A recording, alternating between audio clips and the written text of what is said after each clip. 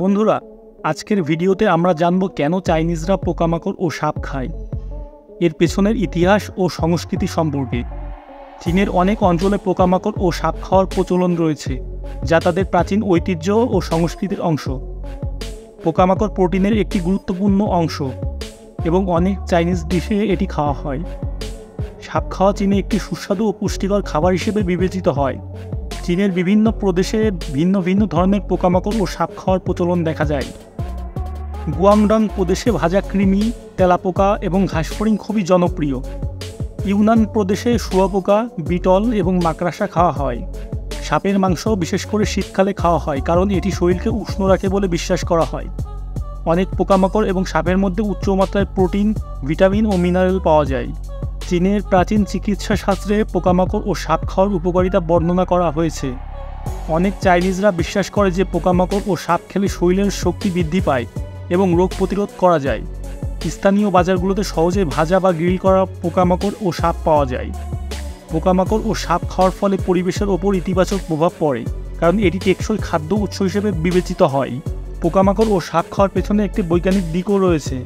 বিজ্ঞানীরা বলেছেন যে পোকামাকড় এবং সাপের মাংস অত্যন্ত পুষ্টিকর এবং সহজে হজমযোগ্য। তাছাড়া এটি খাওয়া পরিবেশ বান্ধব, কারণ পোকামাকড় ও সাপ পালনে কম সম্পদ প্রয়োজন হয় এবং এটি কার্বন ফুটপ্রিন্ট কমায়। আজকের ভিডিওতে আমরা আরও দেখব কিছু চাইনিজ পোকামাকড় ও সাপের রেসিপি, যেগুলি কিভাবে তৈরি করা হয়।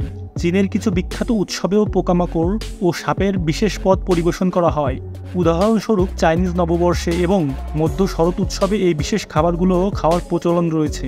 অনেক রেস্টুরেন্টে তাদের মেনুতে ভাজা পোকামাকড় এবং সাপের স্যুপ রাখা হয়, যা পর্যটকদের জন্য আকর্ষণীয়।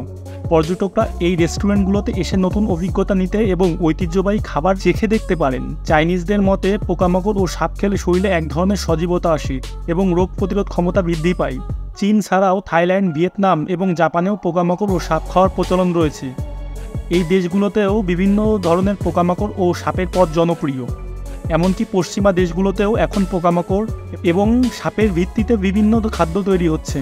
অনেক গবেষক মনে করেন ভবিষ্যতে খাদ্য সংকট মোকাবেলায় পোকামাকড় এবং সাপের মতো টেকসই খাবার গুরুত্বপূর্ণ ভূমিকা পালন করবে। এটি শুধু চীনের খাদ্য সংস্কৃতির একটি অংশ নয়, বরং একটি স্বাস্থ্যকর এবং পরিবেশবান্ধব খাদ্য অভ্যাস হিসেবে বিশ্বব্যাপী গ্রহণযোগ্যতা পাচ্ছে। বৈশ্বিক খাদ্য সংকটের সময় পোকামাকড় ও সাপ খাওয়া একটি কার্যকরী সমাধান হতে পারে। এ বিষয়ে পশ্চিমা দেশগুলোতেও এখন আগ্রহ বাড়ছে। তাই চাইনিজদের পোকামাকড় ও সাপ খাওয়ার প্রথা শুধু তাদের সংস্কৃতি নয়, বরং একটি বৈশ্বিক গুরুত্ব বহন করে। আশা করছি ভিডিওটি আপনাদের জন্য শিক্ষণীয় ও উপভোগ্য হবে।